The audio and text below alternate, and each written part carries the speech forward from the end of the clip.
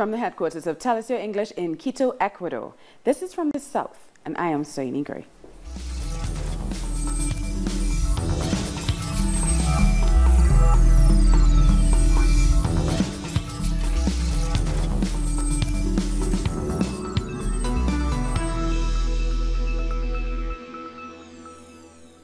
Venezuela is holding 3 days of mourning for maestro Jose Antonio Abreu, a visionary musician who died at the age of 78.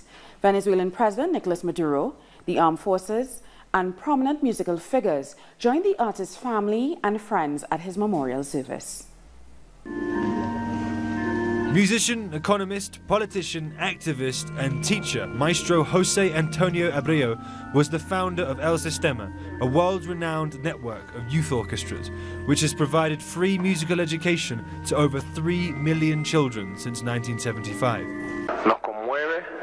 We are deeply touched about the physical departure of the Maestro Abreu. We had a beautiful friendship, a work relationship. Commander Hugo Chavez had great admiration for the Maestro Abreu. I had and have great admiration for the Maestro Abreu. We had a pending visit to him in his house over in Bellomonte. We are surprised by his departure after fighting and fighting all his life. We are hurt. He left a legacy in this country. He made history, a great history, carrying out values to the youth. The maestro's casket was placed on the hall stage after being escorted by the presidential guard and musicians along with relatives and close friends. President Maduro presented his family with the national flag and a replica of the sword of the liberator, Simon Bolivar. Maestro Abreu's expansive career in music was balanced by his dedication as a social activist. Abreu had in mind a mission to democratize music for all social sectors, ages and skill levels. Abreu created the El Sistema Youth Orchestra 40 years ago in a garage with just 9 musicians as a social project because it aspires to apply music to the development of man, and as a national project because it aspires to get the whole country to participate in it. Unfortunately, he was a great one to us, a father of the musicians of the system, and this tribute falls short of everything he gave us, for everything he offered us. The music is something special, and the achievement that the children, the Venezuelan people here, will capture is the essence, and I am very grateful for everything he gave us. Venezuela, and indeed the world, has lost one of its greatest musicians. Ultimately, his lasting legacy will be that he proved that music can be one of the most powerful weapons in the fight against inequality.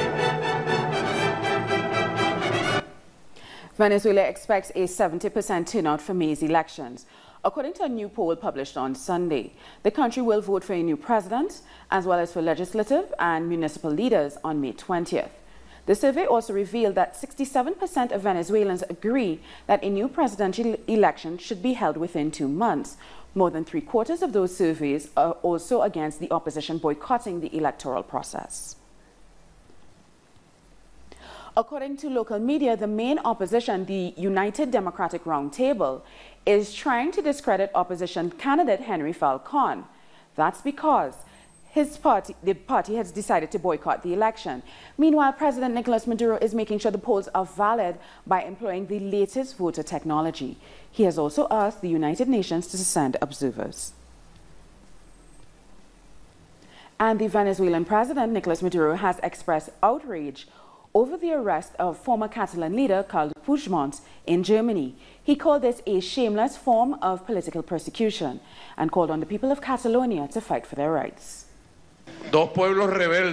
If we look at history, the Catalan and the Basque people are rebellious people. I think the situation in Spain is shameful. The Catalan leaders were arrested only because of their opinions. They were elected by the people of Catalonia. It is shameful that they are being persecuted, that they were put behind bars. I make a call to the social movements and to humanity in general to fight against political persecution, to fight for political prisoners in Spain, and to support the people of Catalonia for their right to democracy and to freedom. I'm not going to comment on the independence issue.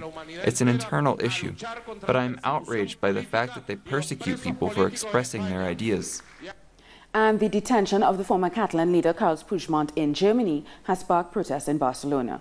It is heightening tension in Spain following a number of new political arrests. Tension, anger and sadness. A mix of emotions after the detention of Carlos Puigdemont in Germany. Thousands of people took to the streets with several people being detained and injured. But they still have the strength to keep on fighting. We know that the judges of the Supreme Tribunal answer to the government of Rajoy and the Popular Party, and the decisions of the Popular Party mix what is legal and political. I have come here because I don't agree with what is happening, to demand freedom for the prisoners and because we want independence, and if we don't do it ourselves, the people, nobody will. After 3 candidates failed to become the Generalitat president, citizens believe that their political rights are being systematically violated. Our political rights are limited or forbidden. That is why we are here to demand our freedom, to demand our own parliament, a parliament that they will not let us choose. Before this serious twist, the Popular Unity Party refused to swear in Jordi Sánchez and Jordi Turull because it considered that they represent policies that weren't independent enough. Now it's offering to come back to the parliament and swear in Puigdemont from Germany. While other members who joined the protests feel confident that Europe will apply real justice. We trust that they won't extradite the elected president of the Generalitat in a political trial to deliver him to an authoritarian justice that is ignoring all the facts that happened in October in Catalonia. The German justice will decide if they'll take precautionary measures against Puigdemont, while extradition is being analyzed, although the vice president of the German parliament, the Bundestag, has discarded sending him back because rebellion crimes are not judged in the same way in Germany as in Spain. Paraguay is gearing up for presidential elections on April 22nd. Officials have conducted the second simulation of the vote counting system to ensure its reliability, and they say all systems are go. Campaigning for the election started March 21st. It will end on April 19th. The polls show Efrain Alegre from the Center-Left Ganar Alliance in the lead. Well, we'll take a short break now, but join us again after this look at what our multimedia colleagues are reporting.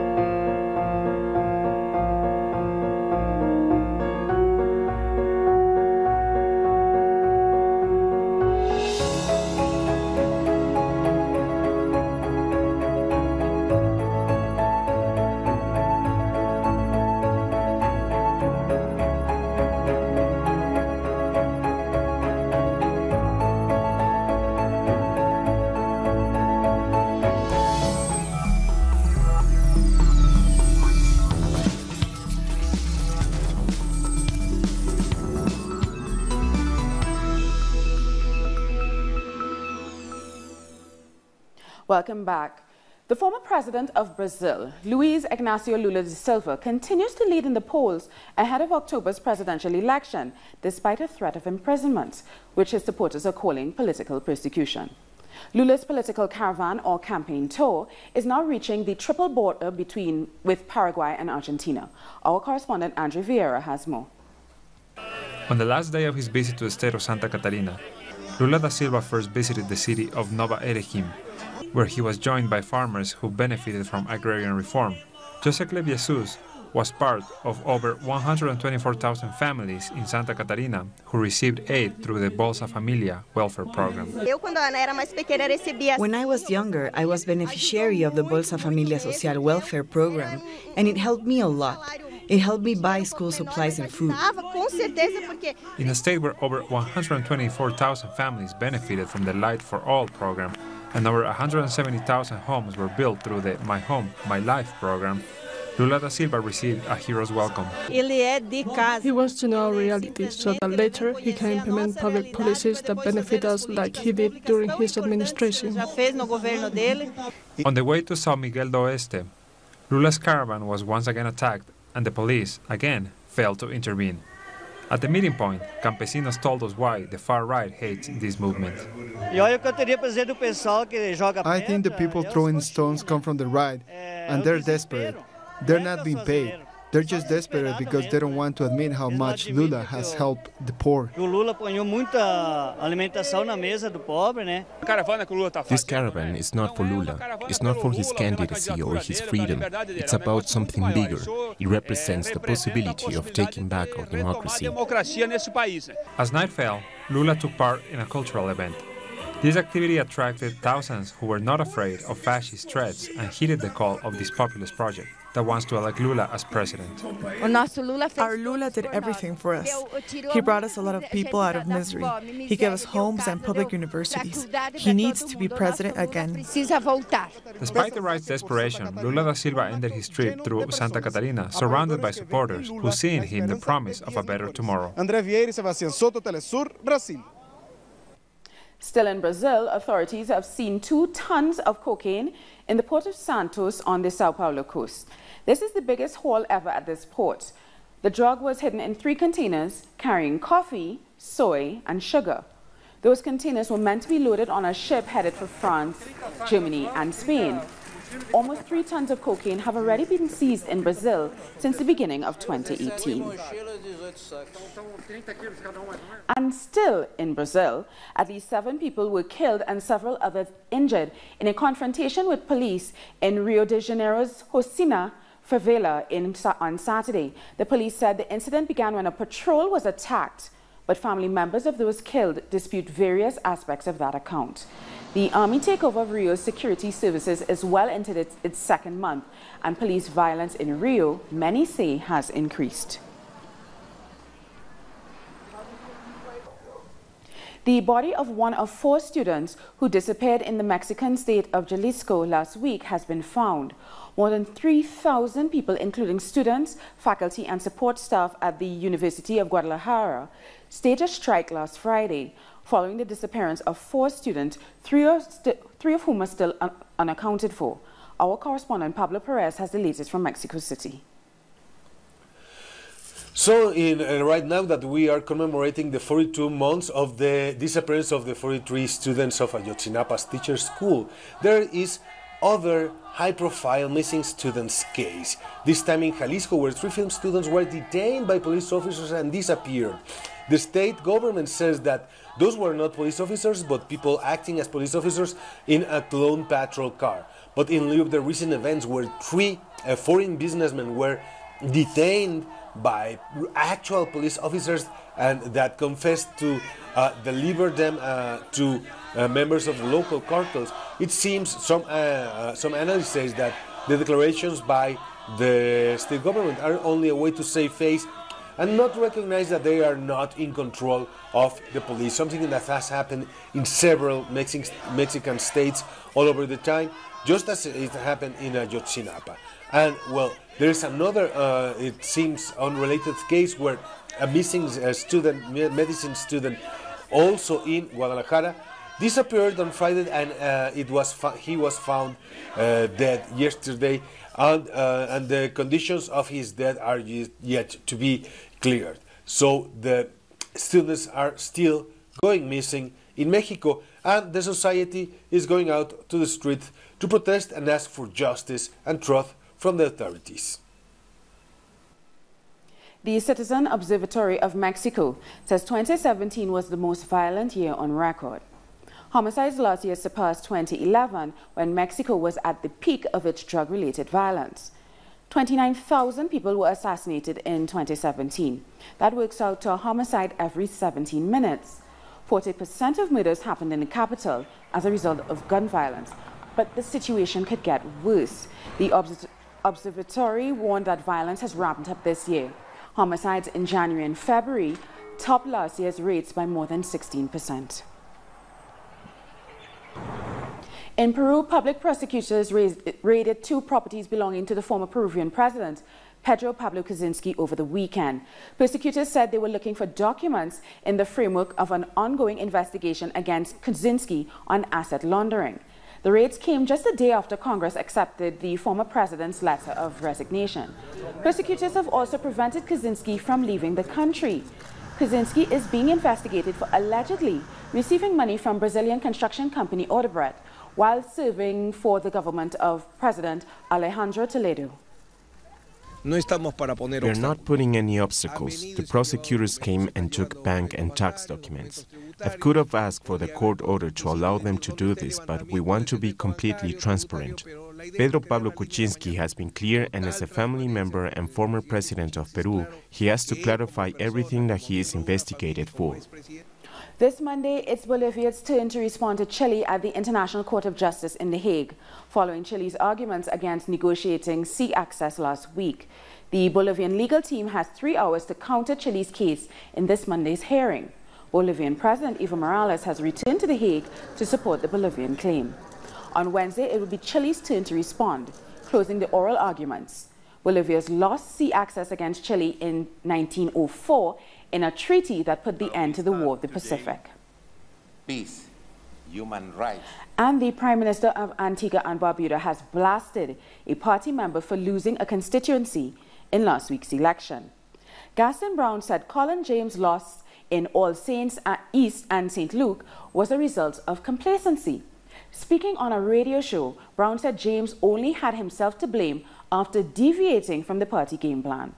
Brown added that James cannot command a portfolio because he has lost that constituency twice. A top-level European Union delegation will visit Antigua and Barbuda this week after a courtesy call to Prime Minister Gaston Brown on Tuesday. They will head to Barbuda. The aim, a first-hand assessment of rebuilding efforts following Hurricane Irma. The European Union donated $5 million to reconstruct resilient homes after the hurricane devastated the island. The Caribbean Development Bank, or CDB, has announced it will provide $16 million in funding to assist with the restoration of electricity in Dominica. The bank approved the loan for over $15 million along with a $200,000 grant. Almost all of the country's electrical grid was destroyed during Hurricane Maria in September 2017.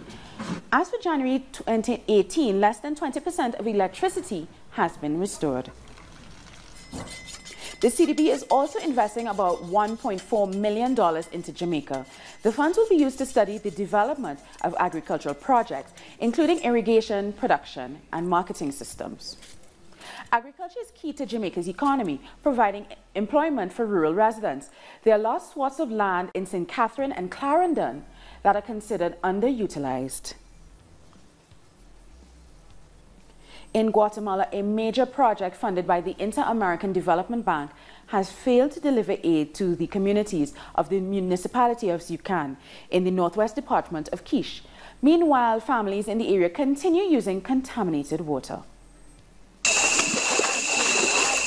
These families say you should wake up early so that you can get a place to wash your clothes in this small river near the community of San Jose La Veinte, Ichcan, Quiche. Where we live, there's no water right now. This month we don't have a single drop to wash, so that's why we come here. But we have to come early because the water is so dirty. Ironically, the Institute of Municipal Promotion, INFOM, says that this and other 17 communities already enjoy clean drinking water. According to the official documents, the project is done and all the 18 communities have water. But these are all lies, because the project itself has not even been implemented. The project, financed by the Inter-American Development Bank, has a fund of over $6.5 million. However, only some traces can be found among the shrubs. We know that at some point photographs were taken to test tanks. True, to test tanks with water jets, but water never arrived to Ixcan. The project started 18 years ago with the collaboration of the community's families who worked for free.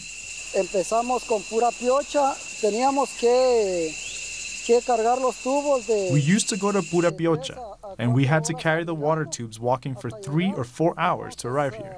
So we made a lot of effort.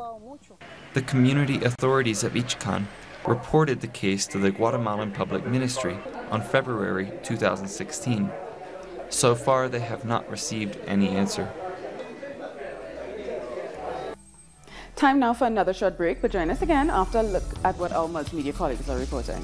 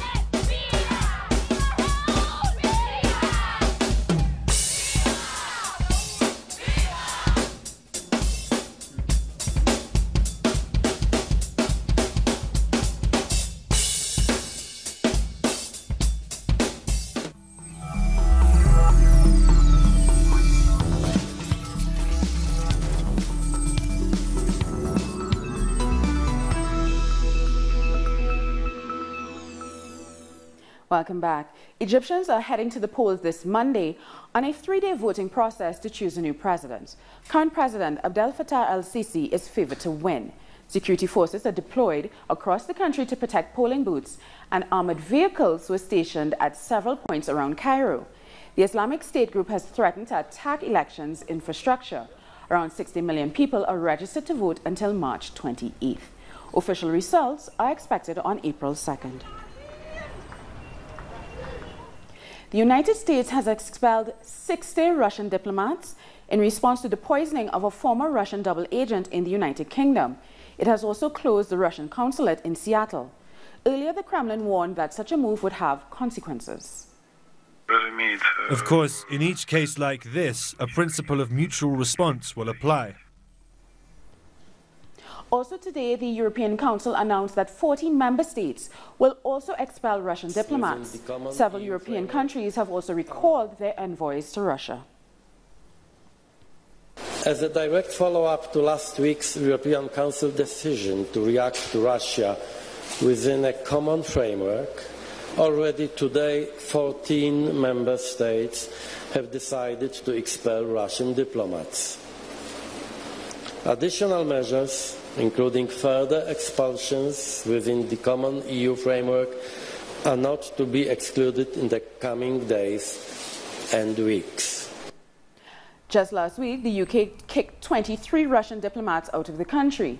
The backlash on Russian envoys follows Britain's allegation that Russia was behind the deadly attack on spy Sergei Skripal and his daughter in the United Kingdom. Russia has said the allegations are baseless, as Britain hasn't provided any physical proof. U.S. President Donald Trump declared on Sunday that the construction of the border wall with Mexico will begin immediately.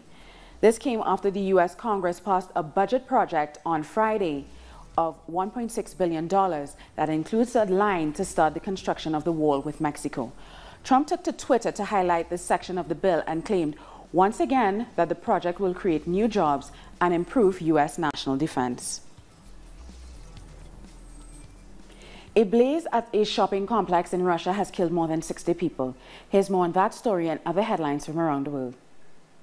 More than 60 people have been killed and over a dozen are still missing after a fire broke at a shopping center on Sunday in the Siberian city of Kemerovo in Russia.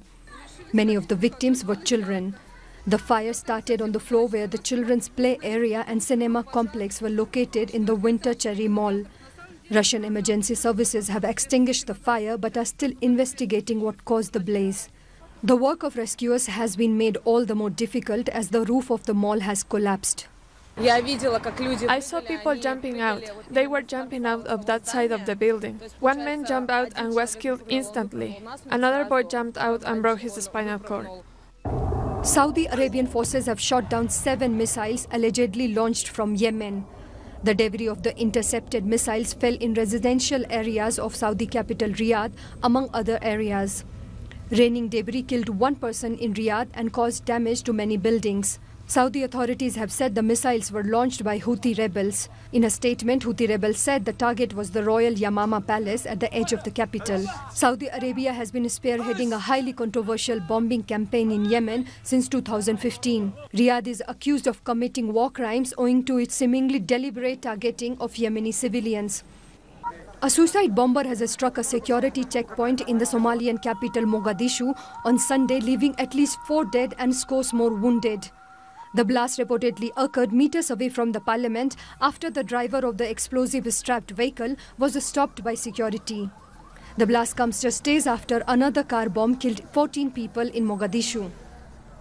Well, that brought us to the end of this newscast, but for these and many other stories, you can find them on our website at telsyortv.net/English. And join us on social media, Facebook, Twitter and Instagram. For Tell Us Your English, I'm Soini Gray. Thank you for watching.